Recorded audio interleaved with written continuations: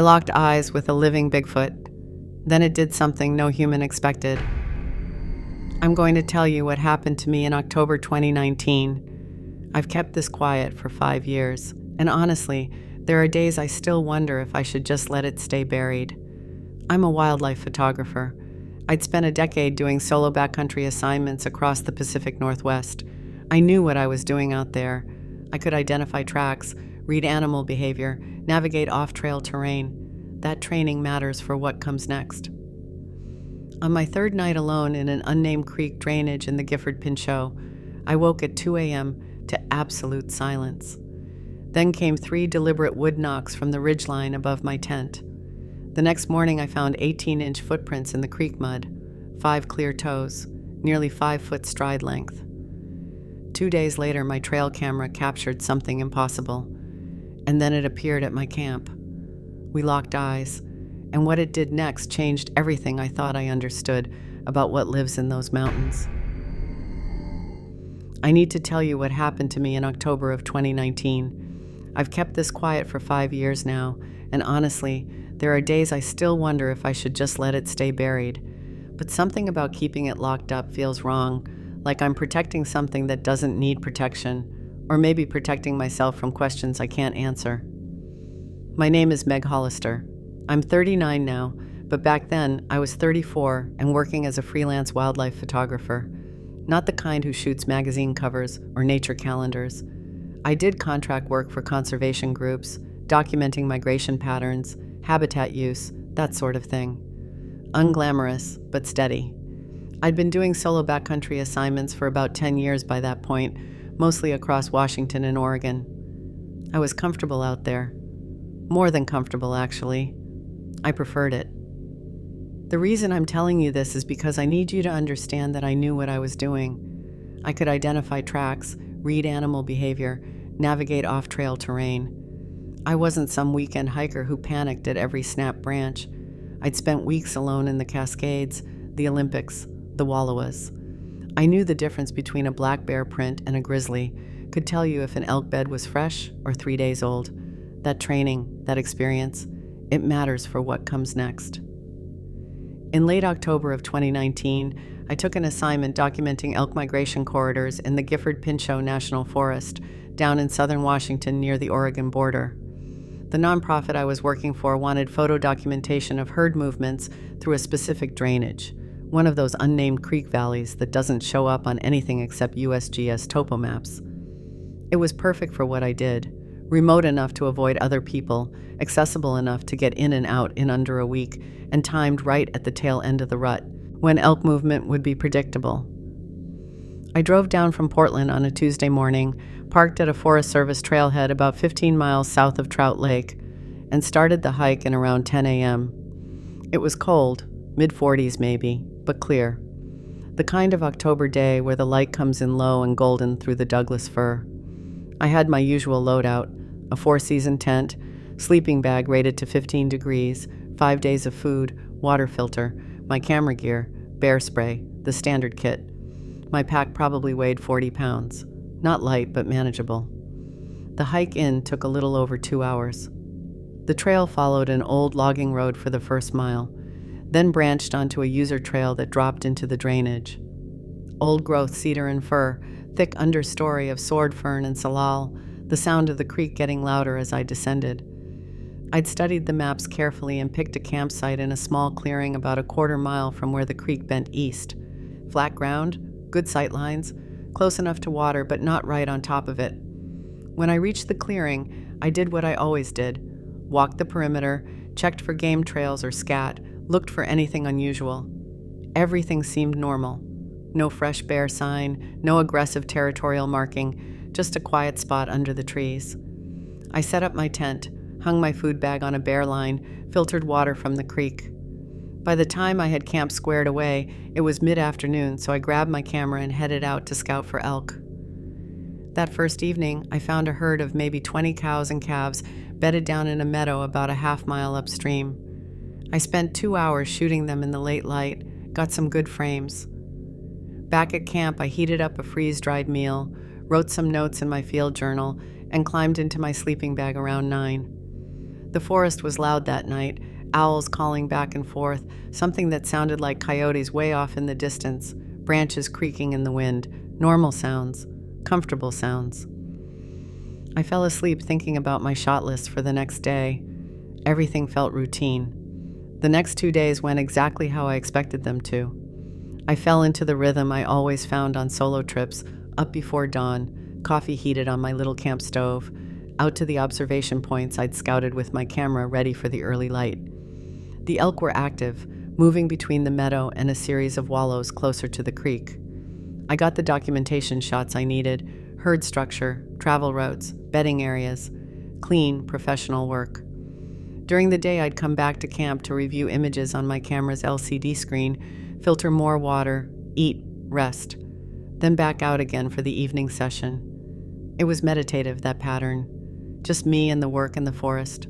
No cell service, no distractions, no need to talk to anyone or explain anything. That solitude was exactly why I'd gotten into this line of work in the first place. I did notice a few small things.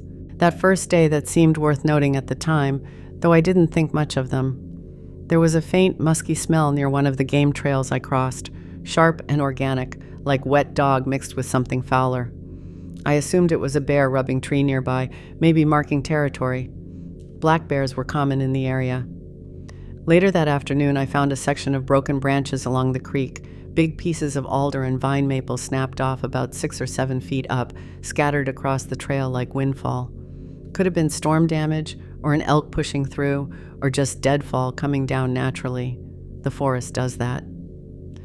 On the second night, I was in my tent reading by headlamp when I heard something moving outside. Heavy footsteps, maybe 30 or 40 feet from camp, slow and deliberate. They seemed to circle the clearing, staying just inside the tree line. I sat up, listening. My first thought was elk, a bull probably, given the weight of the steps. But something about the rhythm felt off, too measured, too careful. I unzipped my tent and banged my cook pot with my spoon a few times, the way you're supposed to with bears. Whatever it was, stopped moving. I waited maybe 30 seconds, then heard it retreat uphill, branches snapping as it went. I told myself it was fine. Animals wandered through camps all the time. You made noise, they left. That's how it worked. I lay back down but didn't fall asleep for another hour. My heart rate took a while to settle. The rest of that second day was quiet. I got more good shots of the elk herd, documented a mineral lick they were using, refilled my water bottles. The weather stayed clear and cold.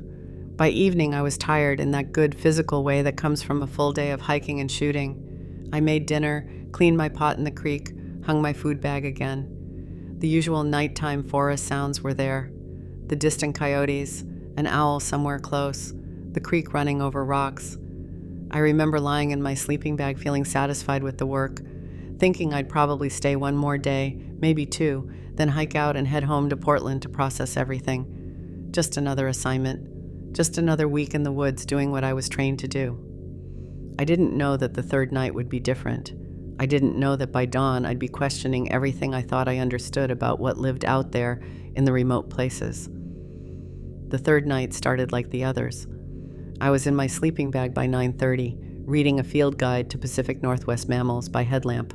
Ironic, considering what was about to happen. The forest was loud again that evening. I remember hearing an owl close by, maybe a great horned based on the call.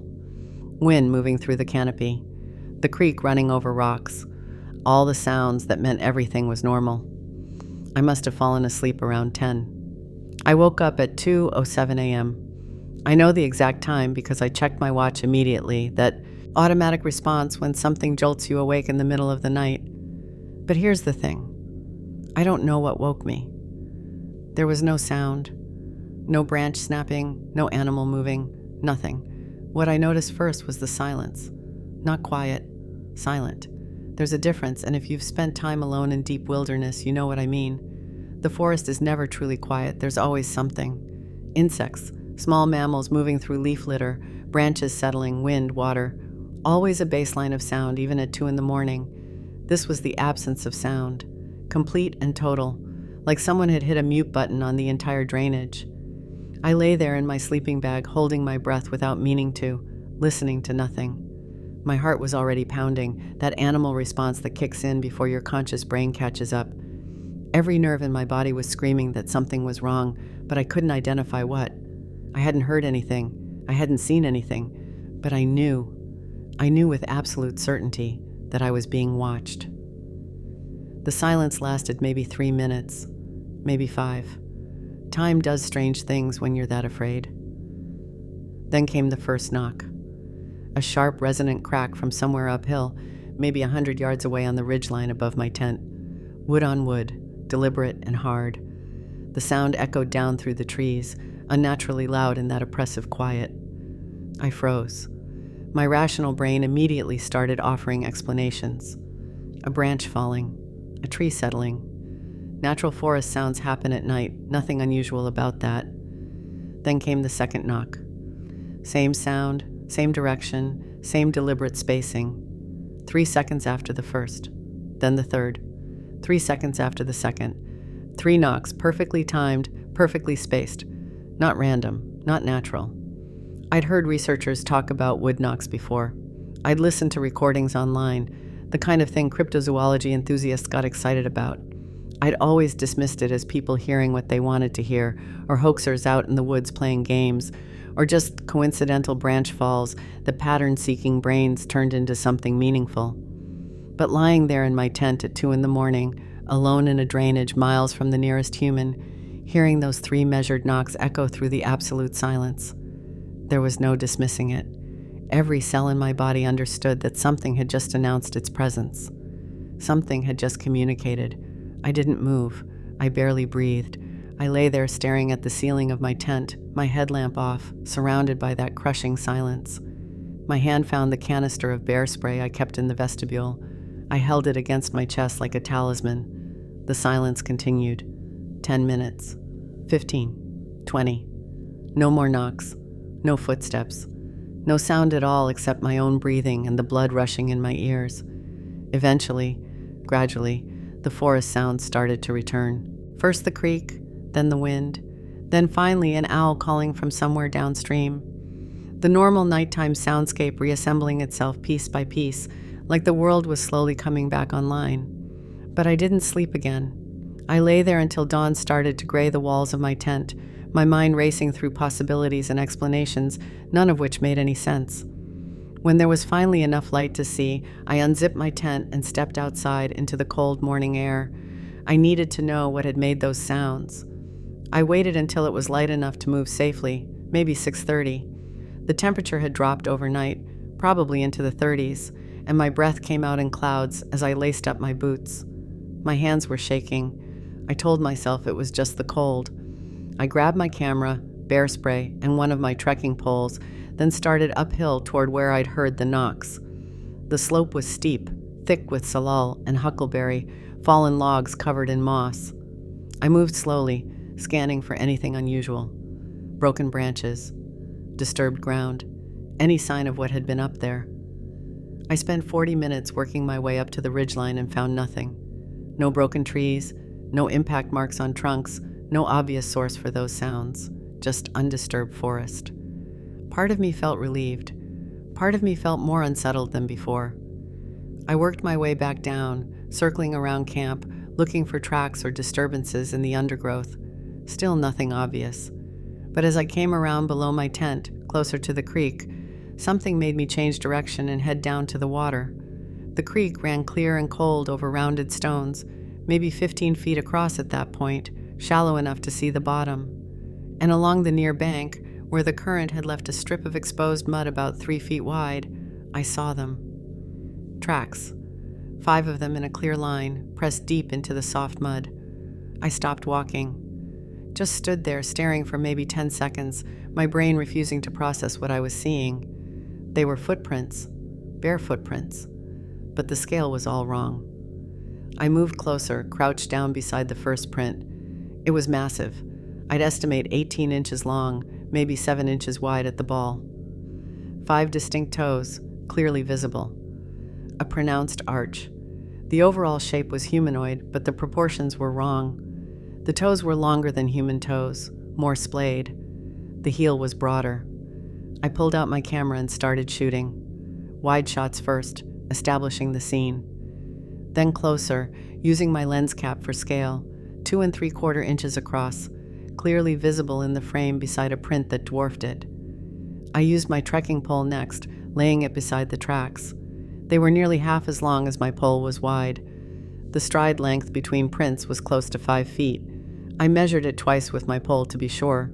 Whatever made these tracks was tall, very tall, and walking upright. I photographed everything. The what? Dermal ridges were visible in the best impressions, the fine lines you'd expect to see in a fingerprint or footprint, proof that these weren't carved or cast from something artificial. The toes showed clear pressure points where weight had been distributed. The depth was consistent with something very heavy moving through. My hands were shaking as I worked, but I forced myself to be methodical. Document everything. Multiple angles. Context shots showing the location relative to camp. Close-ups with scale references. This was what I'd trained for. Objective observation, careful documentation. But my training hadn't prepared me for this. I knew animal tracks. I'd studied black bear prints, grizzly prints, elk, deer, cougar, wolf. I'd seen how bear tracks could sometimes look almost human when the mud was disturbed or the print was degraded. These weren't that. The anatomy was too clear, too detailed. 5 toes with visible toe pads, a flexible arch, a heel strike pattern that suggested bipedal walking, and the size. Nothing I knew left tracks this big. I sat back on my heels, camera in my lap, staring at those prints. The rational part of my brain was cycling through explanations. Someone in costume, an elaborate hoax, some kind of misidentification I wasn't seeing, but we were miles from the nearest trailhead, in terrain that would be brutal to navigate at night, in a drainage that saw maybe a handful of visitors each year. Why here? Why now? The sun was fully up by then, light filtering down through the canopy, the forest around me peaceful and ordinary.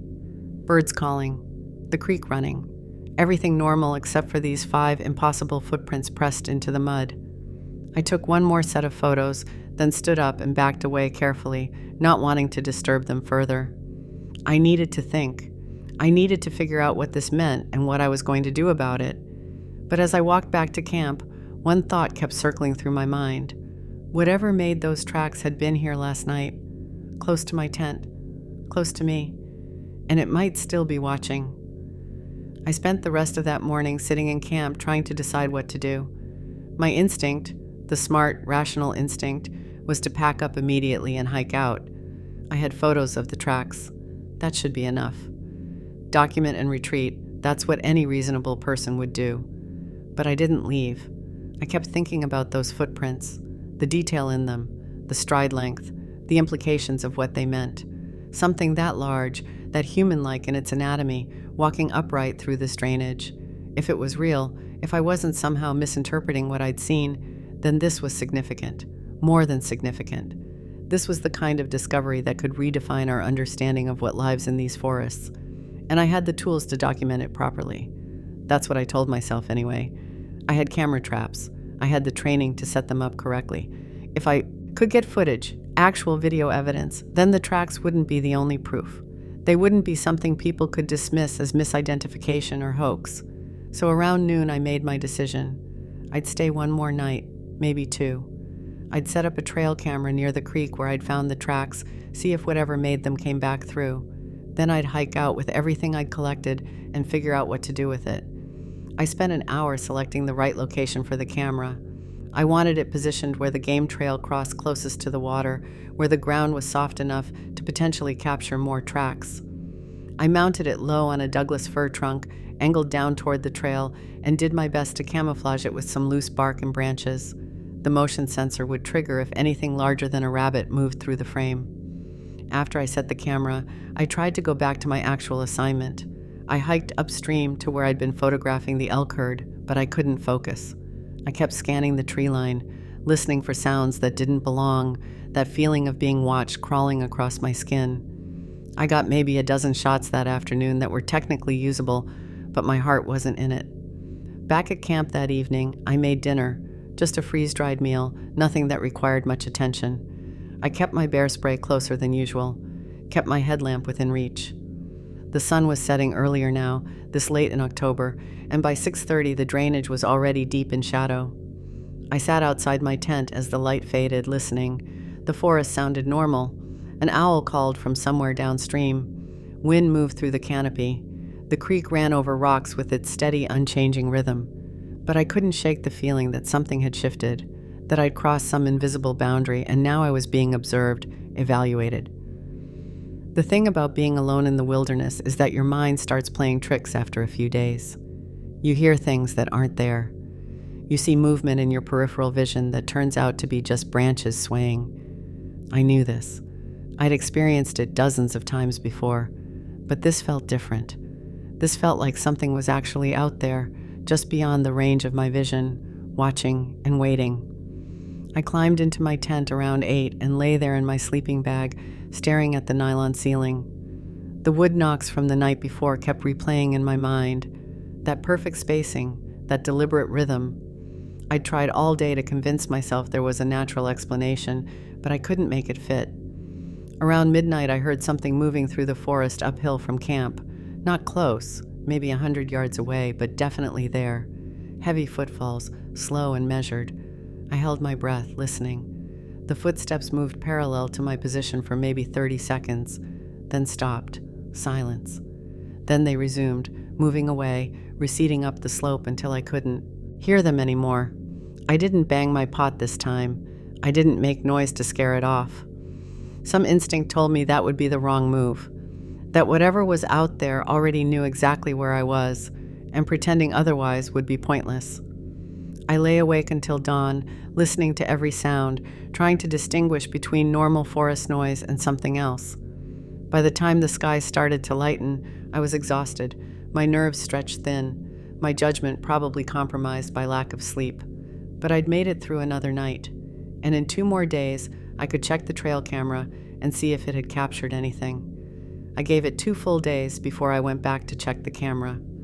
That was the morning of day 5 in the drainage, Thursday, October 24th.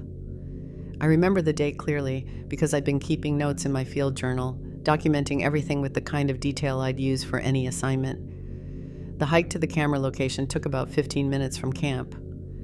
It was a cold morning, probably upper 30s, my breath visible in the air. The forest was quiet but not silent, normal quiet, with birds calling and the creek running. That felt reassuring somehow.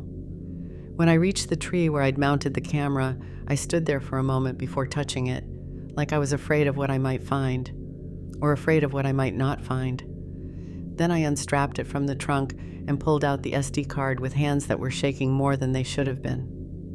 I walked back to camp, sat down on a flat rock near my tent, and pulled out my DSLR. I had a card reader that let me review trail cam footage on the camera's LCD screen. Not ideal, but it worked.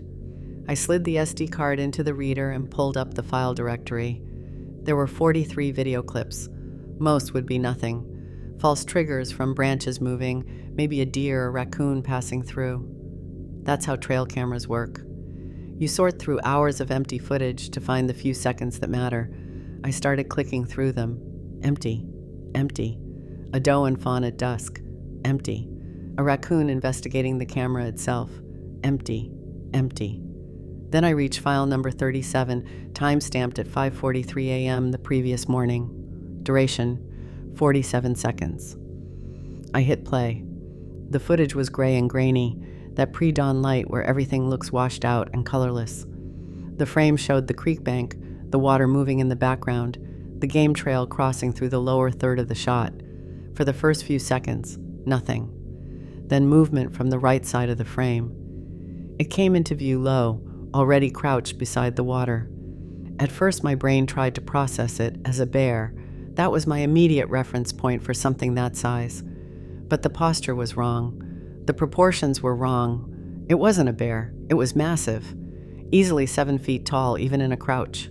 Covered in hair, reddish-brown, shaggy, catching what little light there was. Heavily muscled shoulders, arms that seemed too long, hanging down as it balanced on the balls of its feet. And it was doing something with its hands. I watched, barely breathing, as the creature picked up a smooth river stone about the size of a softball. It held it in one hand, and I could see the hand clearly, large and human-like, with long fingers and an opposable thumb, and used it to crack open something it held in the other hand. A crayfish shell. It repeated the motion 3 times. Crack, extract the meat, discard the shell. Methodical, purposeful. Then it did something that made my hand stop shaking and just freeze completely. It started stacking the empty shells, one on top of another, carefully balancing them into a small cairn on the flat rock beside the water. Deliberate placement, checking the balance, adjusting when one piece didn't sit right. It took maybe 20 seconds to build the pile, 7 or 8 shells stacked in a neat tower. When it finished, it sat back slightly, seeming to regard its work. Then it stood. The movement was fluid, non-human in its smoothness. It rose to its full height, I'd estimate 7.5 feet, maybe more, and I got a clear view of its profile. The sagittal crest running along the top of the skull, the heavy brow ridge, the flat, broad nose, the proportions of the face that looked almost female, softer somehow than I would have expected. Then it moved out of frame to the left, disappearing into the forest beyond the camera's field of view. The timestamp showed the clip ending at 6:30 a.m. I sat there staring at the LCD screen, at the last frame frozen in place, just the creek and the game trail, and that little cairn of crayfish shells sitting on the rock. I backed up the footage and watched it again, then again, and again. I watched that 47 seconds probably 30 times over the next hour, zooming in as much as the LCD screen would allow, studying every frame, the tool use, the stacking behavior, the deliberate, almost ritualistic care it took with those shells. This wasn't just an animal foraging. This was something thinking, planning, creating. This was intelligence. My scientific training told me to be skeptical, to look for alternative explanations, but I couldn't find any that fit. The footage was clear enough. The behavior was unmistakable. Whatever this creature was, it was doing something I'd never seen any animal do. I sat there holding my camera, watching those 47 seconds loop over and over, and felt my entire understanding of the world shift. I need to be honest about what happened after I watched that footage. I didn't handle it well. I sat there for probably 2 hours just watching those 47 seconds loop over and over on my camera's LCD screen, zooming in on different parts of the frame, pausing on specific moments, the way its fingers manipulated that river stone, the careful precision of stacking those shells, the sagittal crest clearly visible along the top of its skull when it stood up.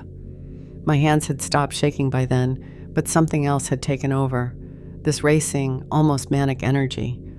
My mind was spinning through possibilities faster than I could process them. What I was looking at, what I documented, this was real. This wasn't folklore or misidentification or people seeing patterns in random noise. This was a living creature, intelligent enough to use tools, intelligent enough to engage in what looked like ritualistic behavior. The physical details I could make out in the video were limited by the gray dawn light and the camera's resolution, but enough was visible to catalog. Reddish-brown hair, shaggy and thick, covering most of the body, heavily muscled shoulders and back, long arms with a reach that seemed disproportionate even for something that size. The facial structure, what I could see of it in profile, looked almost female to me. Softer proportions than I would have expected, less pronounced jaw, more refined features under all that hair. But it was the behavior that kept pulling me back. The tool use could maybe be explained away. Primates use tools. It's not unique to humans. But the stacking, the deliberate construction of that little cairn, that suggested something beyond simple problem solving. That suggested symbolic thinking, maybe ritual, maybe art. I tried to think through alternative explanations. Could it be a person in a costume? We were miles from anywhere, in terrain that would be brutal to navigate at night, and the footage was time-stamped at 5:43 in the morning. What kind of hoaxer would be out here at dawn in late October, in costume, cracking open crayfish and stacking shells for a trail camera they couldn't have known was there? Could it be some kind of bear behavior I wasn't familiar with? I'd studied black bear ecology extensively. I'd seen them stand upright, seen them manipulate objects with surprising dexterity. But the anatomy was wrong. The gait when it stood was wrong. The proportions were wrong. I kept coming back to the same conclusion, no matter how impossible it seemed. I'd documented something that wasn't supposed to exist. Around noon, I finally put the camera down and tried to think practically. I needed to decide what to do. The smart move would be to pack up immediately and hike out, get this footage to people who could analyze it properly, people with better equipment and more expertise than I had. But part of me, maybe the irrational part, maybe the part that had already crossed from documentation into obsession, wanted to stay, wanted to see if it would come back, wanted to understand what was happening in this drainage. I made myself eat something, though I wasn't hungry, filtered more water, tried to think through my options rationally. The footage alone was significant, but it wasn't conclusive. People would question the resolution, the lighting, the angle. They'd find reasons to dismiss it. If I could get more evidence, though, if I could document this creature again, maybe in better light, maybe closer, then it would be harder to ignore. That's when I realized I wasn't leaving. Not yet. Maybe not for another day or two. I'd already gone this far. I'd already seen what I'd seen. Walking away now felt like giving up on something I might never encounter again. So I stayed. I spent the rest of that afternoon in camp, nervous energy making it impossible to sit still for long, constantly scanning the tree line, listening for any sound that didn't belong. The forest felt different now, like I was being watched from a dozen different angles, like the trees themselves had eyes. That evening, as the sun dropped toward the horizon and the temperature fell, I heated water for dinner and tried to prepare myself for whatever might happen when darkness came. Twilight came early that time of year. By 6 o'clock, the drainage was already deep in shadow, the last golden light clinging to the tops of the tallest trees before fading completely. I was crouched beside my camp stove, heating water for a freeze-dried meal I probably wouldn't eat, when I heard the first branch snap. It came from the west, maybe 40 or 50 feet from where I sat. Not the random crack of deadfall or the casual noise of a deer moving through brush. This was deliberate, heavy, the sound of something large stepping on a thick branch and breaking it cleanly. I froze, my hand moving instinctively to the bear spray clipped to my belt. My heart was already hammering before my conscious mind caught up. Another snap. Closer this time. Then the unmistakable sound of something moving through the understory.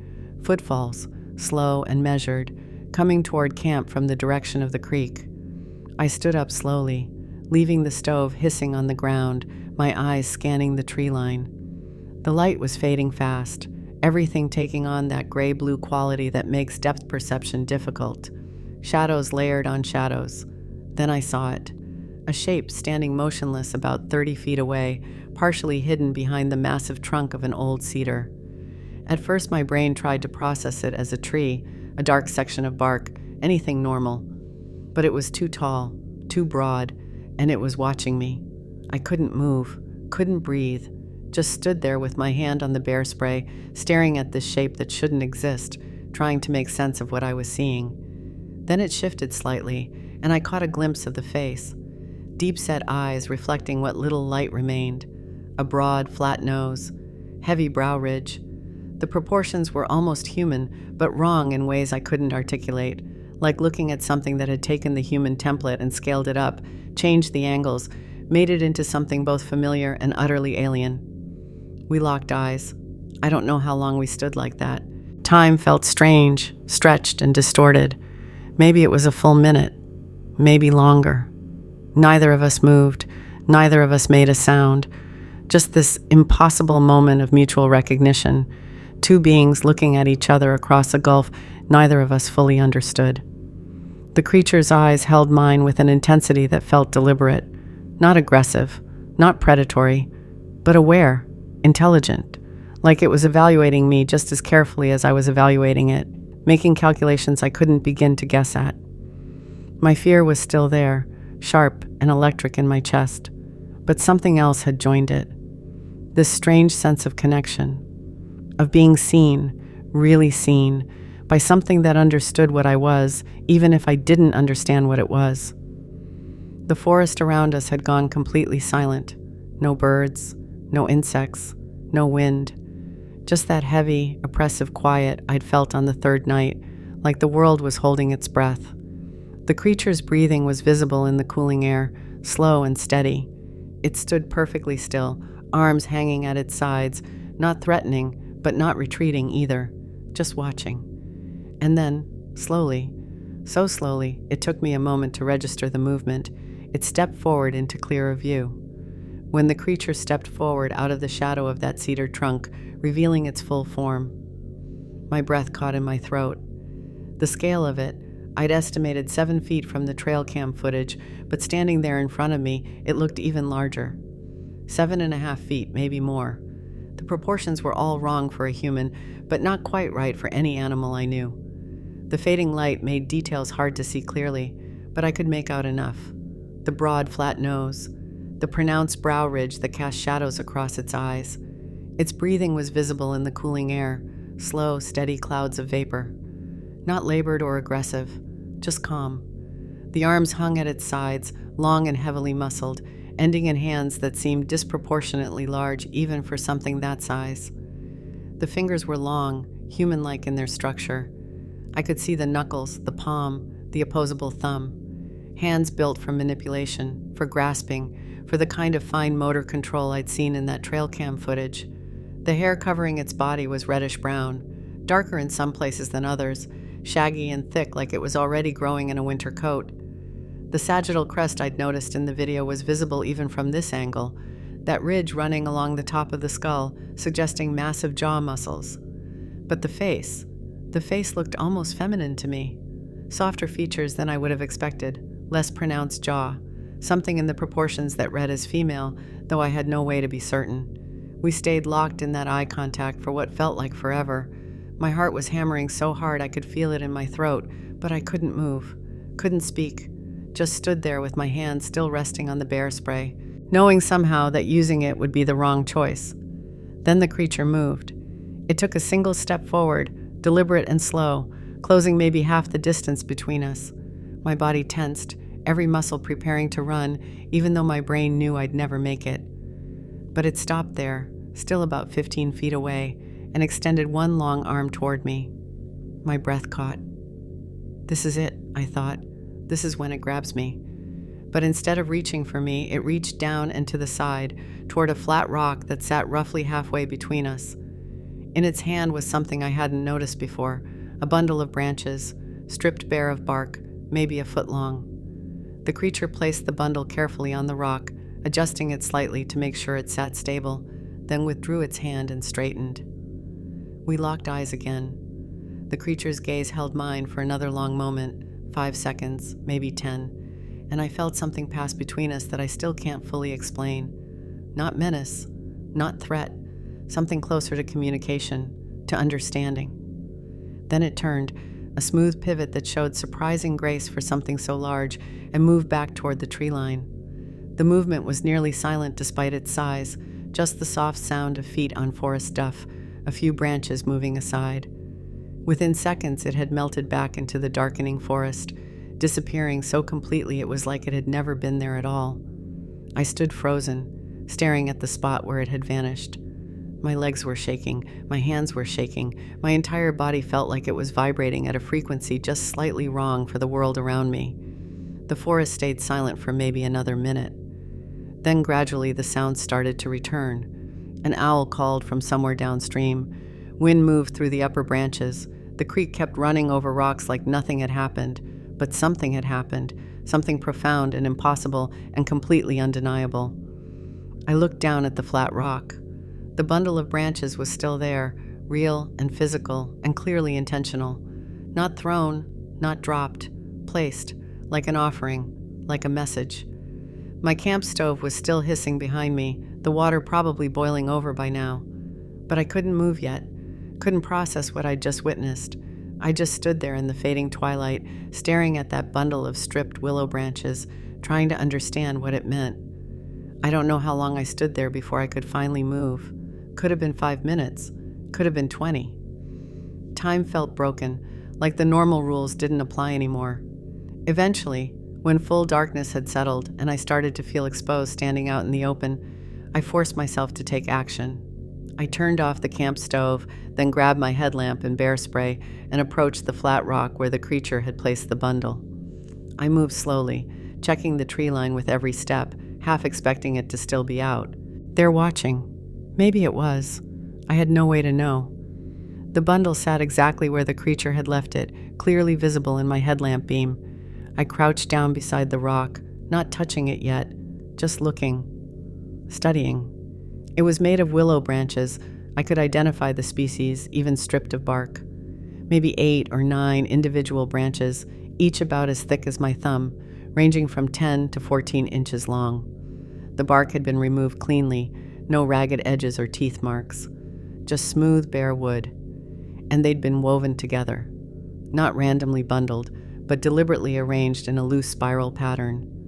The end of one branch tucked under the middle of another, creating an interlocking structure that held its shape without needing to be tied. It took skill to do that. It took planning and fine motor control and an understanding of how materials work together.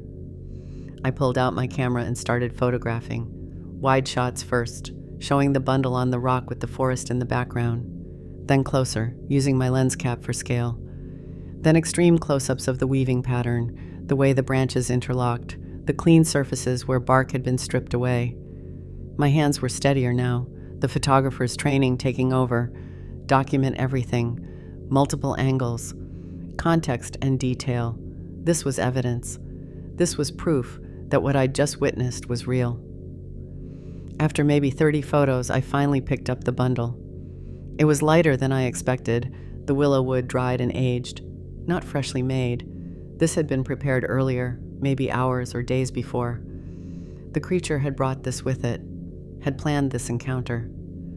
That realization sent a chill through me that had nothing to do with the cold. I turned the bundle over in my hands, examining the construction. The spiral pattern was consistent, each branch placed with care.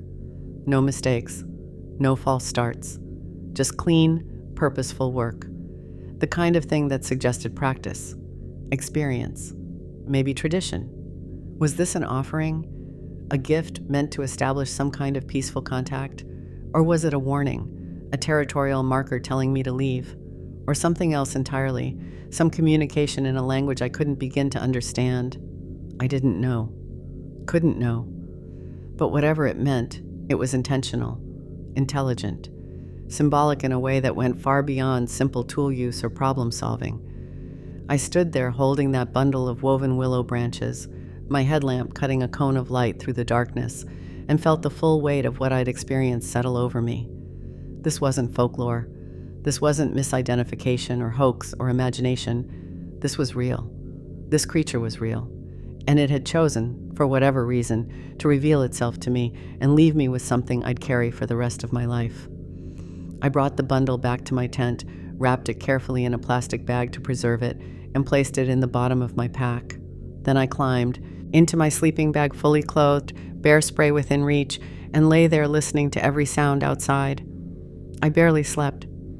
Every time I started to drift off, I'd jerk awake, certain I'd heard something moving in the darkness. By the time gray dawn light started to filter through the tent walls, I'd made my decision. I was leaving. Today. This morning.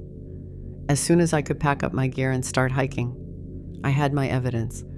The track photos, the trail cam footage, and now this bundle. I had enough.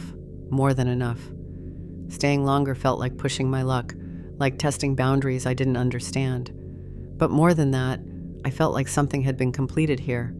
Like whatever interaction was supposed to happen had happened, and prolonging it would be wrong somehow.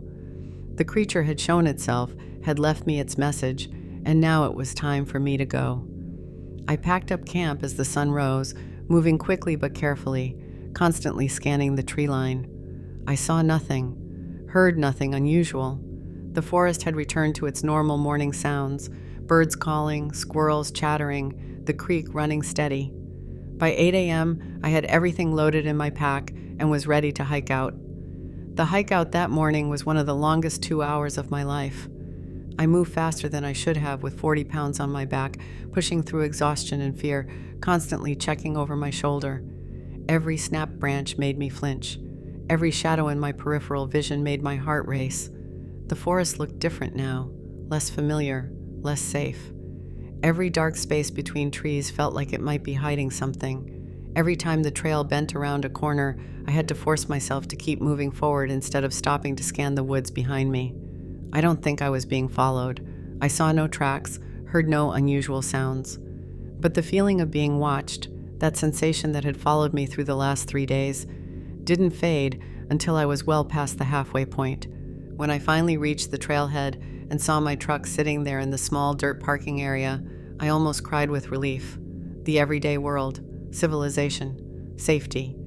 I threw my pack in the bed, climbed into the driver's seat, and just sat there for maybe 10 minutes, hands on the steering wheel, breathing. The drive back to Trout Lake felt surreal.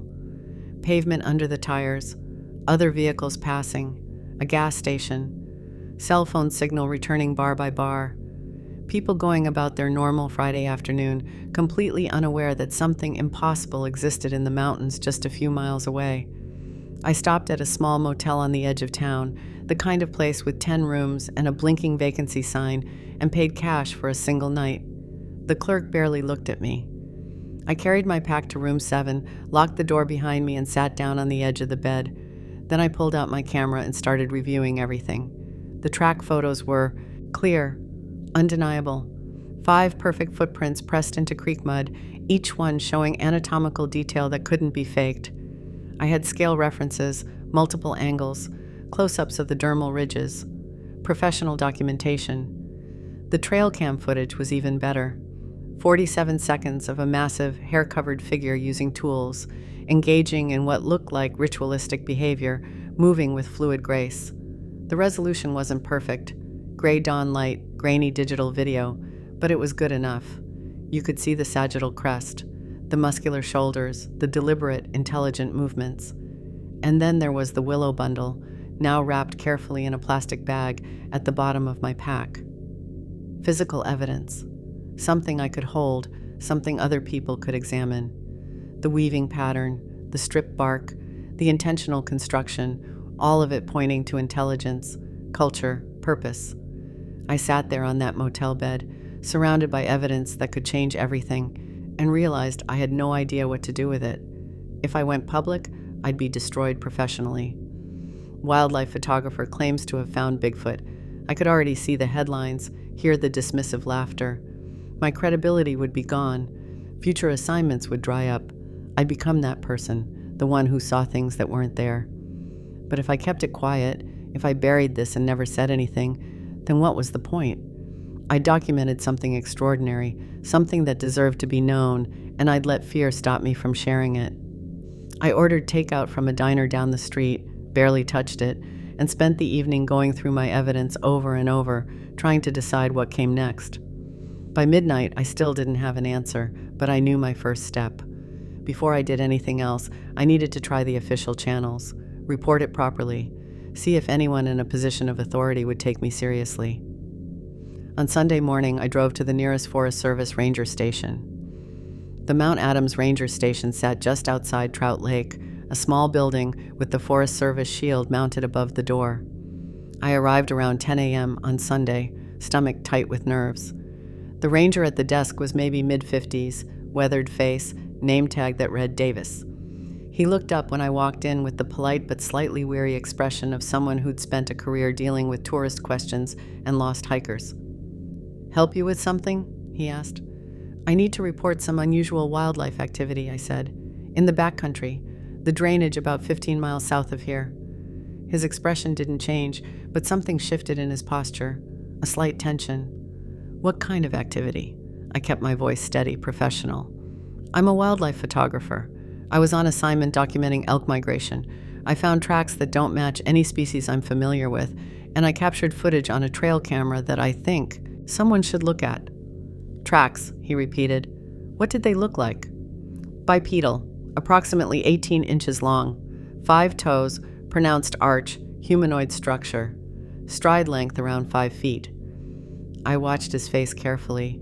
For just a second, maybe half a second, something flickered in his eyes. Recognition, maybe, or concern. Then it was gone, replaced by professional neutrality. Did you photograph them? He asked. Yes, multiple angles with scale references. I pulled out my camera. And I have video footage from a trail camera, 47 seconds. I can show you right now if... That's okay, he said quickly, holding up a hand. Why don't you email everything to our district wildlife office? I can give you the address. They'll review it and follow up if needed. I'd rather show you now, I said.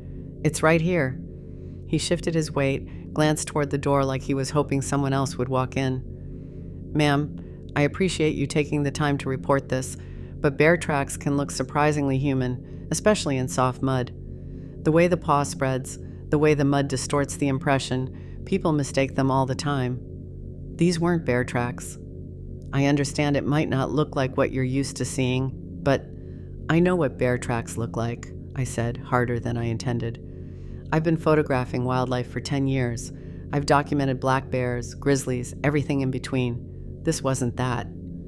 He nodded slowly, his expression sympathetic but dismissive. Shadows can create visual artifacts on trail cameras. Poor lighting, motion blur, the angle of the camera, all of that can make normal animals look unusual. Even bears can display surprisingly dexterous behavior when they're... It was using a river stone to crack open crayfish shells, I interrupted. Then it stacked the empty shells in a deliberate cairn. That's not bear behavior. The ranger's jaw tightened slightly. He wouldn't meet my eyes. Ma'am, I'll make sure your report gets filed. Email everything to the district office and someone will review it. But I'd strongly advise you not to return to that area alone, for your own safety. Safety from what? I asked. He paused, choosing his words carefully. Just general backcountry safety. It's remote terrain, cell coverage is limited, better to hike in groups. But that wasn't what he meant. I could tell. There was something else behind that warning, something he wasn't saying. He wrote down an email address on a sticky note and handed it to me. Send everything here. They'll be in touch if they need more information. The conversation was over. I could feel it. He stood up, physically signaling that I should leave. I took the sticky note and walked out.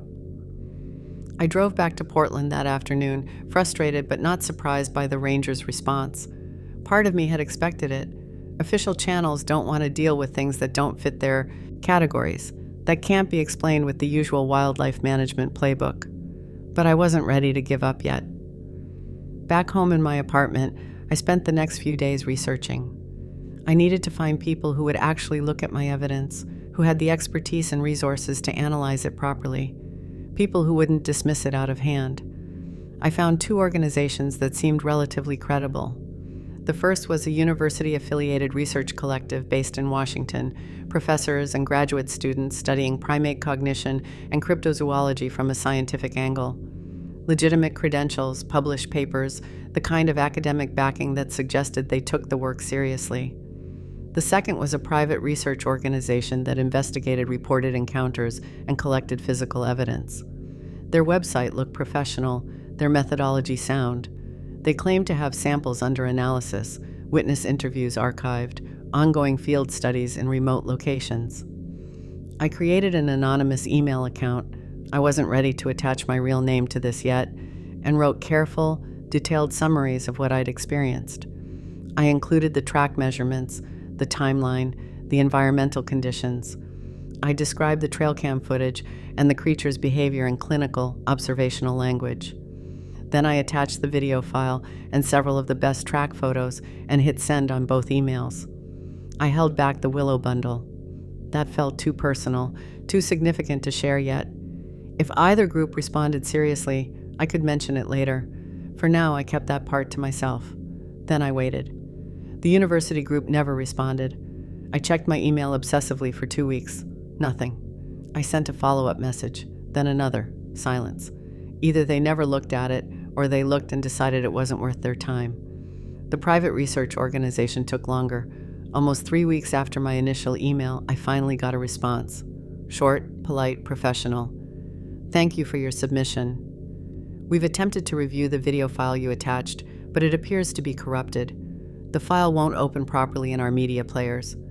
Could you please re-upload using a different format or send a physical copy of the SD card? I sat there staring at that email, my stomach sinking. The file wasn't corrupted. I'd watched it dozens of times on 3 different devices: my camera, my laptop, my desktop computer. It played perfectly every time. Crystal clear, no errors, no problems. I verified it again just to be sure. Opened it, watched it through. 47 seconds of footage, exactly as recorded. No corruption, no artifacts, nothing wrong with the file at all. I replied explaining this, offering to send it in different formats: MP4, MOV, AVI, whatever they needed. I even offered to mail them the actual SD card, the original data straight from the trail camera. No response. I waited a week, sent another. Follow-up. Nothing. They'd ghosted me. Just stopped responding entirely. I sat in my apartment that evening, the willow bundle sitting on my desk still sealed in its plastic bag, and felt the weight of what was happening settle over me. This wasn't incompetence. This wasn't technical difficulties or busy schedules or emails getting lost. This was deliberate. People didn't want to look at my evidence, or they had looked and decided they didn't want it to exist. The ranger who wouldn't meet my eyes. The university group that never acknowledged my submission. The research organization claiming corruption on a file that played perfectly fine. A pattern was emerging, and it wasn't the pattern I'd expected. The months after I returned from that drainage were harder than I'd expected. Not in dramatic ways, no nightmares, no panic attacks, nothing you'd recognize from outside, just a slow reshaping of how I moved through the world. I kept working. Had to. Bills don't stop because you've seen something impossible. I took assignments documenting wildlife in the Columbia River Gorge, the Oregon coast, the Willamette Valley. Short trips, day hikes, places where I could see other people on the trail, places that felt manageable. But the solo backcountry work, the week-long assignments in remote drainages, the jobs that had been the core of my career, I couldn't do those anymore. Every time a conservation group reached out about documenting migration patterns in the Cascades or tracking elk populations in roadless areas, I found reasons to decline. Too busy, schedule conflict, not the right fit. After a few months, they stopped asking. I told no one what had happened, not friends, not family, not the few other photographers I knew in Portland. The story would have damaged everything: my credibility, my reputation, my ability to get future work. People would either think I was lying for attention or genuinely losing my grip on reality. Neither option was acceptable, so I kept it locked away. The track photos, the trail cam footage, the willow bundle, all of it went into a safe deposit box at my bank. I kept the SD card in its original case, never copied over, never modified. The bundle I sealed in an archival container, the kind museums use for preserving artifacts. Physical evidence, carefully protected, waiting for what? I didn't know. Some days I was fine. I'd go out shooting in Forest Park or along the Sandy River, and it felt almost normal. The work was good. The light was good. I was doing what I'd trained to do. Other days I'd be reviewing photos at home, and I'd find myself pulling up that trail cam footage, watching those 47 seconds loop over and over, studying the creature's movements, the way it used the stone, the careful stacking of shells, the intelligence in every gesture. Those were the days I questioned everything. Had I really seen it? Had exhaustion and isolation warped my perception? Was the footage actually showing what I thought it showed? Or was my brain filling in patterns that weren't there? But then I'd look at the track photos, those clear, detailed impressions in the mud, and I knew. It was real. All of it was real. By summer of 2020, I'd mostly transitioned out of wilderness photography. I was taking more commercial work, product shots, corporate assignments, the kind of photography that paid better but felt hollow, safe but empty. I was surviving. But something essential had changed. That comfort I'd always felt in deep wilderness, that sense of solitude being peaceful rather than threatening, it was gone, and I didn't know if I'd ever get it back. The willow bundle stayed in the safe deposit box. Sometimes months would pass without me thinking about it. Other times I'd find myself at the bank, asking to access the box, just to hold it again and confirm it was still there. Still real. 5 years is a long time to carry something like this alone. So why am I telling you this now? Why break 5 years of silence? Partly because I'm tired of carrying it alone. partly because I've reached a point where protecting my reputation matters less than it used to. I'm 39 now. I've built a different career, a different life. The wilderness photography work I used to do, that's behind me either way. But mostly because I think people should know. Not to prove anything, not to convince skeptics, not to start some kind of investigation. Just to know. To understand that there are things in those mountains that we haven't cataloged, haven't explained, haven't even begun to understand. I've thought a lot about that willow bundle over the years, what it meant, what the creature was trying to communicate when it placed those woven branches on that rock between us. At first I thought it was a warning, a territorial marker telling me to leave, to stay away from that drainage. And maybe it was.